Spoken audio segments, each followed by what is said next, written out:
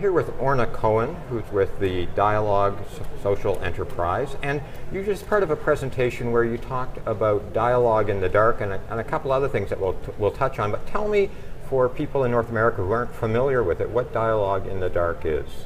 Dialogue in the dark is an experience in total darkness when you cannot see your hand in front of you, and you are going to experience without see environment. You have a park and a city, a market, a boat, and you are equipped with cane, and you are in small group, and your guide is a visually impaired or blind person. You finish the tour in a bar when you are invited to have a drink, and you are sitting with your peer and with your guide and can talk about the experience and can ask, because you have then a lot of questions to your guide, how he is managing his everyday life.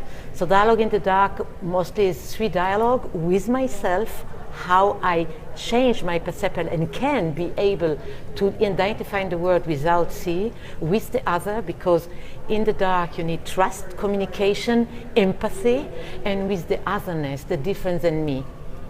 Now this has been going on for a number of years in a number of different countries, right? Yes, we are 25 years, and we are actually in 25 years that Dialogue in the Dark was invented.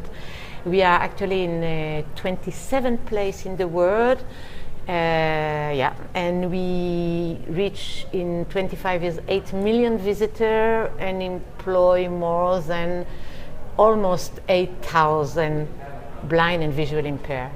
So one of the things that really fascinates me, though, is in all those years and in all those countries, North America is still a big blind spot, so to speak, for yes. for it, right? What's that about? Why? Yeah, we have been in North America, but we didn't stay, and for the moment I hope it will come.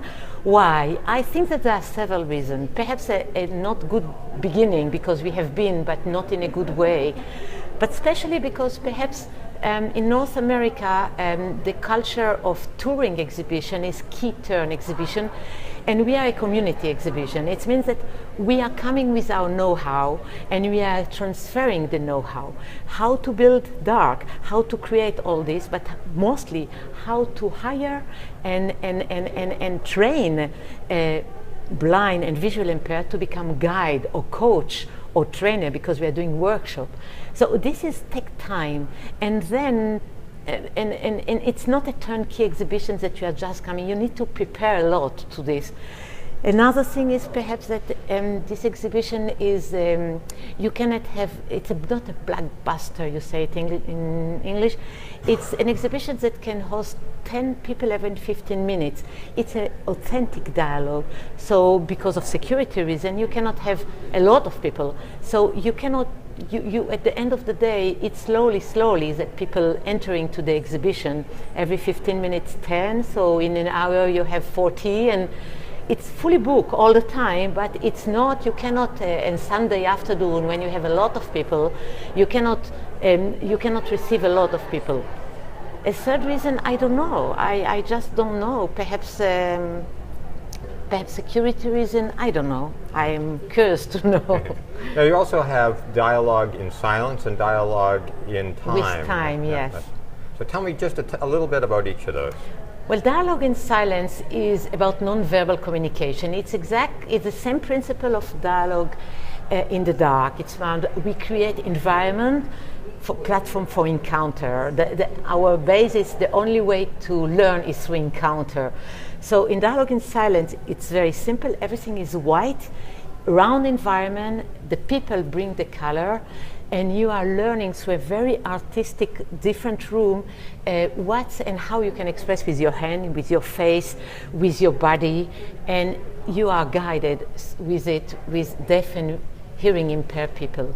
So at the end of the day, here the experience is very different, because you are looking all the time and you are looked all the time. So suddenly the how you communicate, how you say that you feel not comfortable, or how you say that you are happy, or all this you are learning, and you are discovering the international way to express.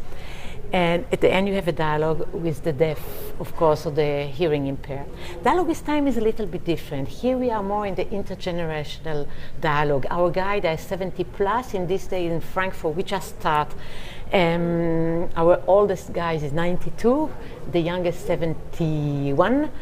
And here it's an experience that are based mostly to give an intergeneration dialogue, empathy for old age, to take out fear for being old, and to see how age is an asset, even we have limitation, and how aging in this 21st century, when we are going to, with all the demographic change that is an issue, how a lot of opportunity is still here and we have a lot to do. And the experts are, of course, that sharing this aging are the senior guide. Great. Thank you for sharing it with me. Thank you.